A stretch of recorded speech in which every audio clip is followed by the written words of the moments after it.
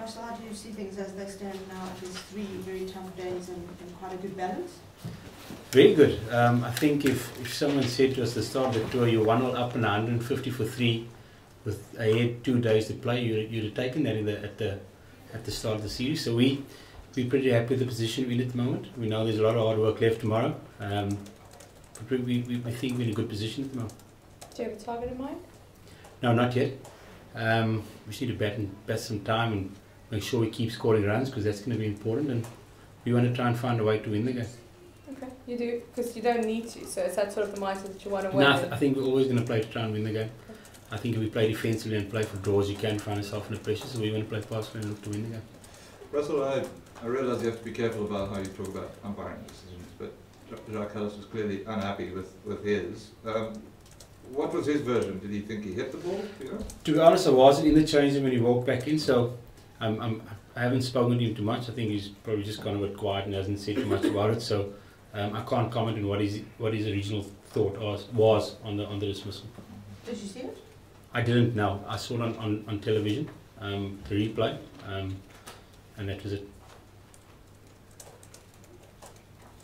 Russell, just in terms of the way the series was hyped up before, and what we've got now, obviously the Oval was quite dominated by South Africa, and then we had the weather and stuff at Henry. Do you think this test has lived up to that sort of hype? No, for sure. I mean, we always knew it's going to be a closely contested series. You know, England are a quality side.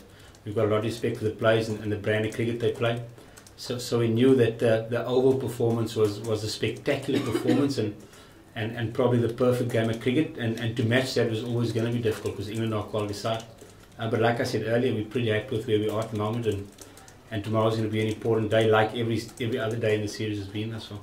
Is it fair to say that although you're quite happy with your position, that wicket of Kallis at the end really dragged England back into the game? Because I mean, Amber and Kallis was taking it away from them, isn't it? No, for sure. We know the nature of the game in Test cricket.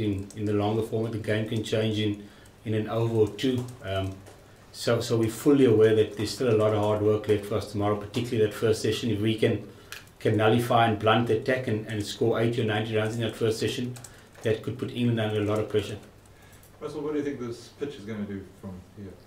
Look, it's talking to batters, they all seem to say it's very slow. I know Kallis got one against the arm, he's jagged back a bit, so I think if you sit tight and off stump, and there might be a little bit of inconsistent bounce come day 5 because of the amount of heat that's been in the pitch over the last day or two. So those are all factors that can work in our favour. And turn-wise? Well, Swan seems to have got a couple of balls to bite there, which is a good positive sign for us. You know, Imran is a dangerous spinner, and if he's given a sniff and a good bowl, he can definitely spin the ball a long way. So those are all positive signs for us. This is probably the best you've seen of the England attack in the series so far. Yeah, look, if you're honest with ourselves, we've probably had a few soft dismissals and a little bit of unfortunate dismissals in the first innings.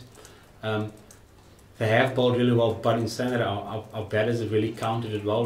We've shown good application under pressure. There have been pressure situations throughout the series. I can think of that second test in Headingley where I think it was Alvaro and Rudolph batted the first session and didn't score a run for the first 6 or 7 overs. So we've been very good at absorbing the pressure they've dished out, and we've stayed strong in our game plan. So we expect England to be a disciplined bowling unit, and we're trying to counter that as best as we can.